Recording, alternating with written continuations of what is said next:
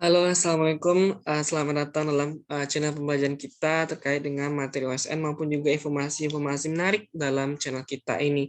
Sebelum kita mulai, jangan lupa ya teman-teman, subscribe dan juga share ke teman-teman kalian. Semoga pembelajaran ini sangat penting dan juga bermanfaat bagi teman-teman kalian.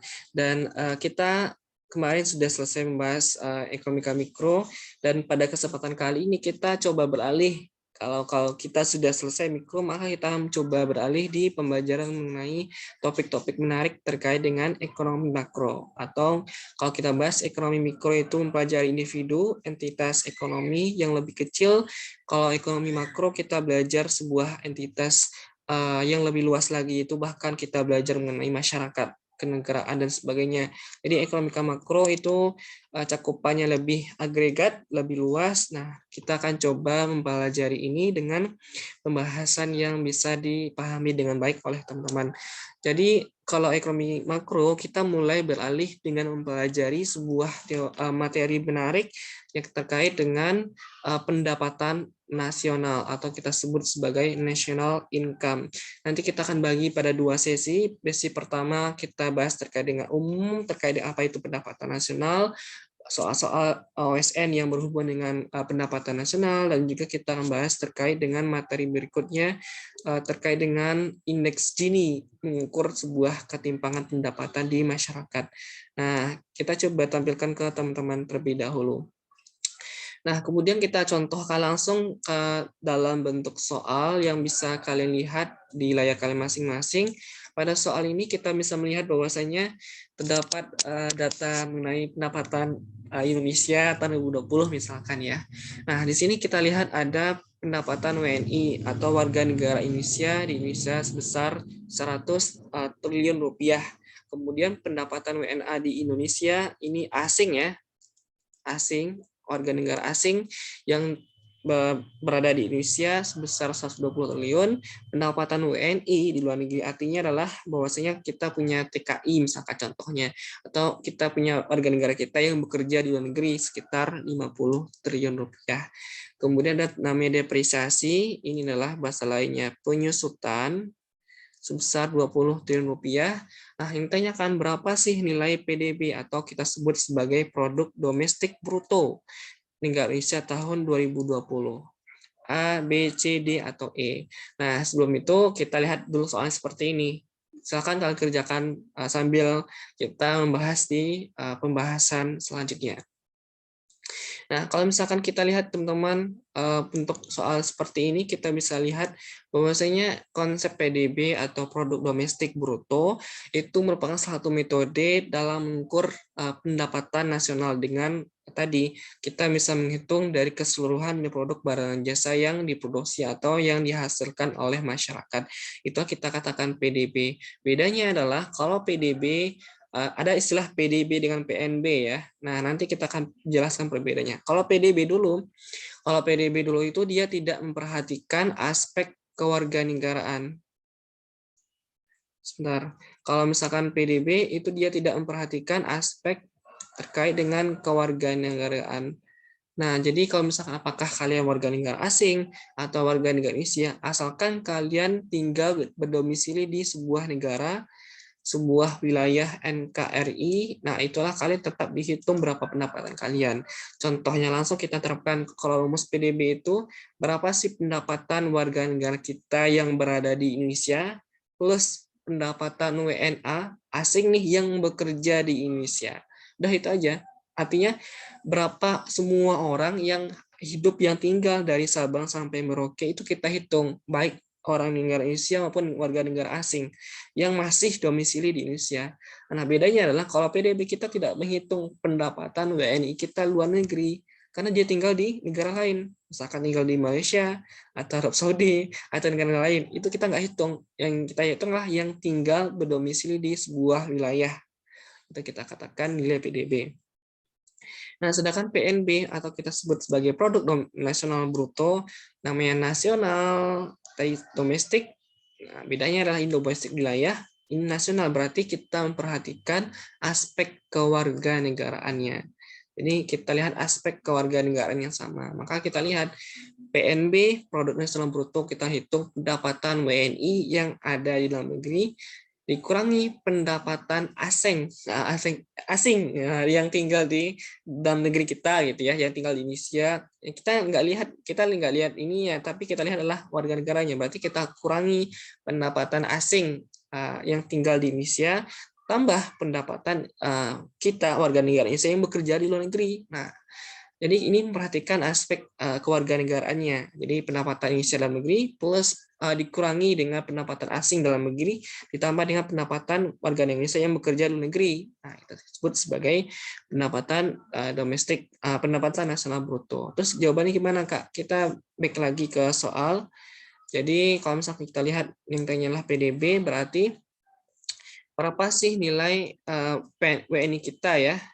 100 triliun ditambah dengan PDB ya, tambah dengan WNA yang ada di Indonesia. Sehingga jawabannya adalah 100 triliun ditambah dengan 120 triliun, dapatnya 220 triliun. Ini nggak dihitung karena tidak melihat aspek luar negeri ya. Nggak dihitung, jadi ini nggak dimasukin. Jadi gampang.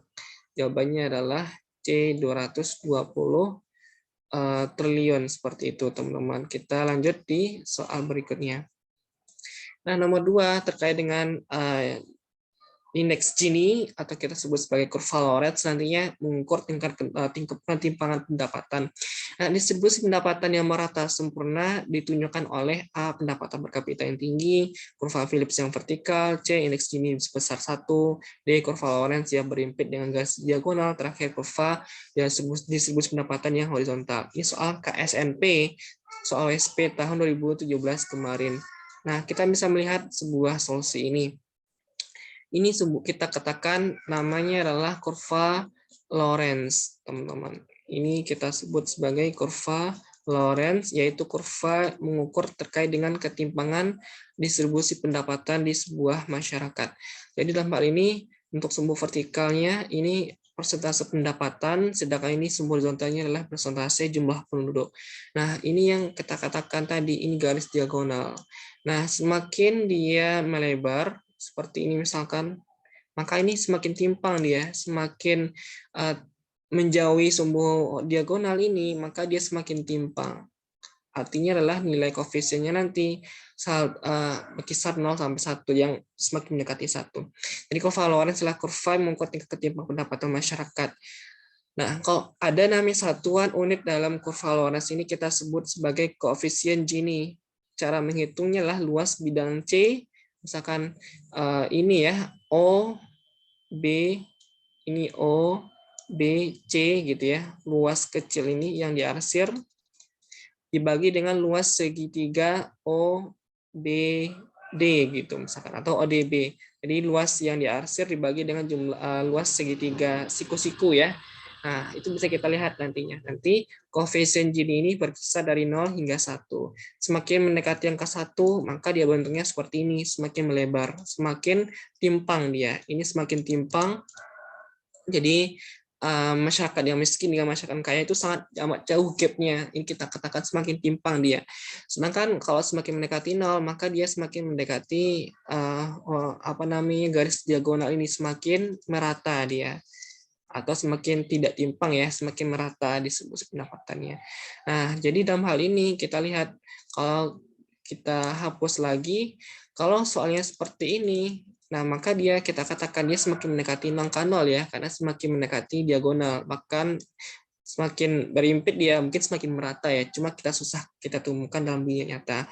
Nah, sebaliknya ketika dia semakin timpang, semakin melengkung dia, maka dia semakin mendekati angka 1 gitu ya. Nah, kalau kita lihat nih teman-teman soal tadi, jadi jawabannya D ya, kurva Lorenz yang berimpit dengan garis diagonal, maka itu semakin merata tingkat distribusi pendapatannya. Jadi distribusi pendapatan yang merata sempurna itu ditunjukkan saat kurva Lorenz berimpit dengan garis diagonal. Seperti contoh tadi, ini garis diagonal, ini persentase income, ini persentase jumlah penduduk ya.